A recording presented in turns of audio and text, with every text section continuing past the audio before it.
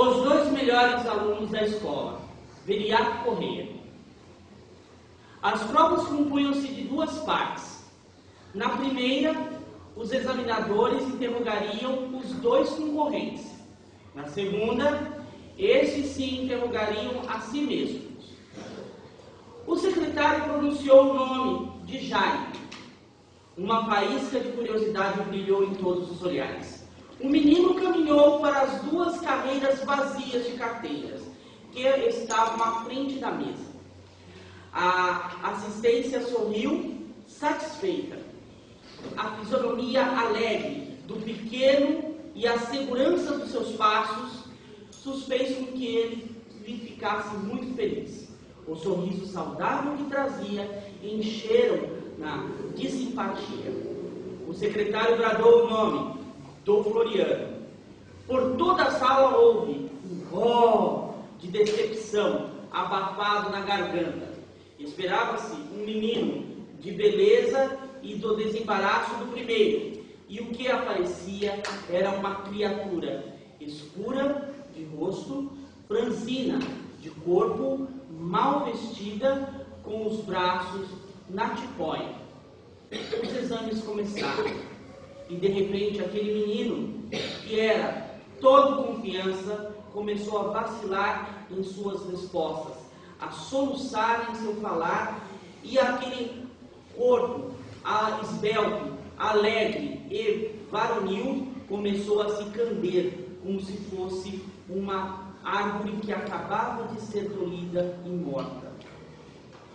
Em compensação, Floriano, que era o mais desleixado dos alunos, passava a mostrar para os examinadores que, mesmo sendo aquele aluno que muitas vezes estava acamado ou até mesmo acanhado por falar ou dizer palavras que não faziam parte do jargão escolar, mas que ele mesmo conhecia não só o conteúdo da matéria, mas como expô-la de forma correta e eficaz. Viriato Correia, os dois melhores alunos da escola. Boa tarde, crianças. Boa tarde! Gente, em primeiro lugar, quem é Viriato Correia? Viriato Correia é um dos grandes escritores de livros paradidáticos do Brasil. Ele e o seu grande amigo Monteiro Lobato são autores de livros infantis, dos mais famosos livros infantis que nós temos, certo?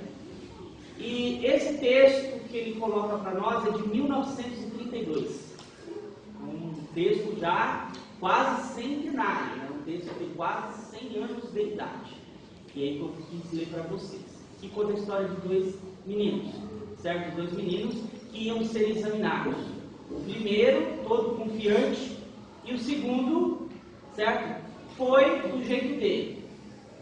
E mostrou que, mesmo eu tenho que ter confiança, mas eu não posso deixar que a confiança passe à minha frente, à frente do meu conhecimento. E foi o que o primeiro menino fez, certo? E por que nós estamos aqui hoje? Por que eu li esse texto do Viriato Correia, que é um texto bem antigo? Eu vou contar para vocês. Esse texto, e a aula de hoje é sobre essa data aqui, ó, 5 de novembro, ou seja, amanhã, nossa querida língua portuguesa comemora 819 anos. 5 de novembro de 1203 depois de Cristo. Muito tempo, né? E como é que você sabe, professor, como é que nasce uma língua? A língua tem a mãe? Claro que a língua tem mãe. Nenhuma língua nasce da cabeça de alguém. Ela vai se desenvolvendo com o passar do tempo. Porém, a língua portuguesa, ela não só fez isso, mas também a língua portuguesa, ela é o desenvolver de duas línguas muito curiosas. O latim, que era a língua falada em todo o mundo naquela época, o latim, e a língua que falava naquela região, que os povos daquela região falavam, que era o galego português. Pessoal, por que galego? Galego é quem nasce na Galícia, que é uma região lá da Espanha. E o que acontece com essa língua? O que aconteceu? Se tinha duas línguas e elas começaram a se juntar. Começaram a uma palavra entrar na língua da outra, etc. Começou a se misturar. Foi então que o rei de Portugal, o rei Dom Dinis, conhecido como o rei poeta, Dom Dinis, o quarto rei de Portugal, Dom Dinis de Borgonha, ele faz o seguinte: ele que gostava de escrever, ele foi o primeiro rei, olha, o primeiro rei que sabia ler e escrever. Ele escreveu este texto que eu vou ler para vocês. No mundo não me sei a parelha, mentre me for como vai, como jamoiro por vós e aí, minha senhora, branca e vermelha, queredes que eu vos retraia, quando eu vos vi em saia, mal dia me levantei, que vos então me foi feia, e minha senhora, des qual dia me foi a mim muito mal, eu vos filha Dom Pai Muniz, e bem vos semelha, da ver eu por vos barbai, pois eu, minha senhor, da alfaia, nunca de vós ouvi nem ei valia dua correia. Este é o primeiro texto escrito em língua portuguesa. O nome desse texto é Cantiga da Vida, escrita por Dom Dinis em 203 d.C. É ele que marca o nascimento da língua portuguesa. Mas, professor, como que isso está em língua portuguesa? Eu acho que você deve estar pensando, eu não entendi paçoca nenhuma. Quem aqui entendeu, levanta a mão. Quem não entendeu, levanta a mão. Ótimo. Então eu vou ler no português atual para vocês. Vamos lá. Atenção. No mundo não conheço ninguém que se compare a mim em infelicidade. Enquanto minha vida continuar como vai indo, porque já morro de amor por vós. E aí? Minha senhora vestida de branco e de faces rosadas. Quereis que eu vos descreva quando eu vos vi sem manto? Em infeliz dia me levantei, pois vos vi bela e não feia. E minha senhora, desde aquele dia, ai, tudo ocorreu muito mal para mim. Eu e vós, filha de Dom Pai Muniz, parece-vos suficiente e satisfatória que eu deva receber por vosso intermédio uma gravatai, por pintar o vosso retrato, pois eu, minha senhora, na verdade, como prova de amor, nunca de vos recebi nem receberei, nem simplesmente o valor de uma correia. Então, esse texto que marca o nascimento da língua portuguesa no português atual. São 819 anos de língua. É natural que quem começava a falar naquela época a língua portuguesa, com o passar do tempo a língua foi mudando. Dom Dinis, ele escreve o primeiro texto em língua portuguesa. A partir daí, outros escritores vão escrevendo de forma a adotar aquilo que as pessoas falam, os famosos falantes da língua portuguesa, que somos nós. Nós somos os falantes da língua portuguesa. E a nossa língua vai mudando de acordo com a necessidade da informação.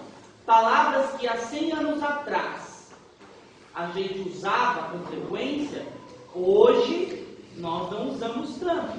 Né? Como, por exemplo, alfaia. Alguém aqui, levante a mão, alguém aqui, quem sabe o que significa a palavra alfaia? Alfaia. Diga o que significa alfaia. Então, eu perguntei quem sabe o que significa significa alfaia? Então, alfaia significa toalha, pano, aquele pano de jogar prato, aquilo é uma alfaia. São esses tipos de pano que se utiliza para colocar sobre móveis, sobre alguma panela, etc. São chamados de alfaias. Então são palavras que nós não usamos mais, mas que elas ainda existem. A palavra, ela não morre. Uma palavra, uma vez que existiu, que foi falada, que foi criada, ela jamais deixa de existir. Ela simplesmente cai em desuso. E a língua portuguesa, nos seus 819 anos, ela tem cerca de 6 milhões de palavras diferentes.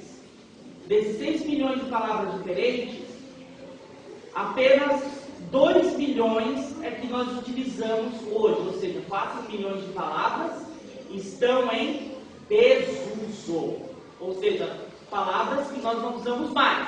Significa que está errado se eu utilizar, por exemplo, no texto, a palavra alfaia? Está errado se eu usar? Não. Simplesmente uma palavra que a pessoa vai ter que consultar um livrinho que tem um monte de palavras e seus significados. Como é que é o nome desse livro? Quem sabe? Muito bem. Vai ter que usar o dicionário para saber. Mas, professor, muito bem, o senhor falou aí desses 2 textos aí, sobre os 2 textos. Por que o senhor não lê esse livro que está aqui do seu lado? Aqui? Este livro aqui, como a professora disse, é a semana do livro, né? A semana que nós estamos falando sobre um pouco mais sobre leitura, sobre livros. E que no final aqui desse mês nós teremos aí a prova, né? Uma prova bem difícil para vocês, que vai cair com conteúdo também isso que eu estou falando para vocês, que eu estou explicando. E esse livro aqui, ele é a coroa da língua portuguesa. Ele é o livro que marca realmente ao mundo, mostra ao mundo, fala, ó, essa é a língua falada em Portugal e em todos os seus domínios e potestades. Ou seja, é a língua, esse livro aqui é o que marca e o que mostra ao mundo qual é a língua falada em Portugal e em todos os outros países que falam a língua portuguesa. Como eu estava dizendo para vocês, esse livro chama-se Os Lusíadas. O que significa a palavra Lusíadas? É uma palavra que é um substantivo que ele dá características, ou seja, ele é um substantivo adjetivado, coisa que não existe mais na nossa gramática, né? Pode perguntar para as professoras e não me deixem mentir. Não existe mais na gramática da língua portuguesa um substantivo que dá qualidade. Existe o substantivo que dá nome próprio, o substantivo que dá nome comum, o substantivo que indica coisas concretas, o substantivo que indica coisas abstratas, mas um substantivo que dá qualidade a algo não existe mais. Isso existiu até 100 anos atrás. 100 anos atrás, a gramática até 100 anos atrás. Este substantivo, Lusíadas, é o nome dado a quem nascia nas terras lusitanas, ou seja, quem nascia em Portugal. E Lusíadas vem da palavra de Luís, pois a primeira pessoa que nasceu em Portugal, depois que Portugal se tornou país, se chamava Luís. Então por isso que é chamado Os Lusíadas. É um poema épico escrito por Luís Vaz de Camões, e ele retrata a viagem que Vasco da Gama, no mesmo lado do time de futebol, Vasco da Gama fez, saindo de Portugal e tentando chegar às Índias. Conta aí fatos bem interessantes da história de Portugal. Além disso, conta também trechos da história das conquistas de Portugal, e até mesmo chega a citar o famoso Pedro Álvares Cabral, que foi o que descobriu o Brasil. Então, neste livro, que na verdade não é um livro histórico, é uma poesia em forma de livro e que conta uma história, o autor ele conta até trechos de lendas de regiões que eles paravam. Por exemplo, o canto 5, que é o canto que eu mais gosto desse livro, que é... Por que eu canto? Como assim? É música? Não. Um poema, ele é dividido em verso, estrofes e cantos. O canto 5 desse poema fala do gigante Adamastor. Quem é o gigante Adamastor? Era um gigante que vivia, que dormia. Ali é onde o vento faz a curva. Professor, é onde que o vento faz a curva?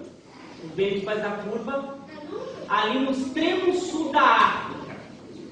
Um lugar onde os ventos do norte se encontram com os ventos do sul, formando grandes redemoinhos, e quando os ventos são muito fortes, acaba afundando navios. Certo? E os nativos daquele lugar chamavam aquilo ali de gigante, que era o gigante Adamastor. E Vasco da Gama, ele com suas 4 naus, seus 4 navios, chega até esse lugar e o gigante aparece para ele. Querendo afundar o seu navio e toda a sua esquadra. Depois vocês perguntem para as professoras o que é esquadra, tá? O que é esquadra. Depois, não agora. E o que ele faz? O Vasco da Gama, ele encara o gigante Adamastor, e o gigante Adamastor tem tudo quanto é bandeira de afundar o navio, mas ele percebe que embora Vasco da Gama seja um homem, ele também tem um pouquinho da força divina, porque ele era cristão, certo? Ele era cristão. E ele combate, dialoga com o gigante Adamastor e ele consegue vencer o gigante Adamastor. Vencer o gigante Adamastor, ele consegue passar por todos os seus 4 navios por lá. Certo? Por lá. E os navios que vinham perseguindo eles são todos afogados pelo gigante Adamastor. Então, é uma história fantástica, certo? Eu já li esse livro 28 vezes. Eu leio quase uma vez por ano esse livro, né? Esse ano eu já li ele 2 vezes, inclusive. É um livro muito interessante, muito gostoso. Pena que ele é mal trabalhado nas escolas. Aqui na nossa biblioteca tem uma versão desse livro em gibi, história de quadrinhos, que está aí para vocês irem lá pegarem e lerem. Os Lusíadas em quadrinhos. Vocês vão gostar bastante também. É um bom formato. Certo? Eu também gosto. Então, a nossa aula termina aqui, nesse momento, e eu vou abrir para perguntas agora.